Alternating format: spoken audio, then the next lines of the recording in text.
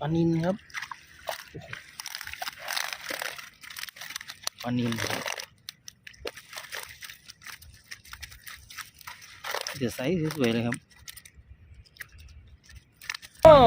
เก็ดโลเนี่ยโอ้มันหล่นเลยเนี่ยหมันทีเนาะเก็ดโลเทียบไปเลยเบิ้งครับเบิ้งปลาใหญ่กว่าดิธรรมชาติเด้อครับนี่เด้อเป็นบ่อเสียเงินเด้อนี่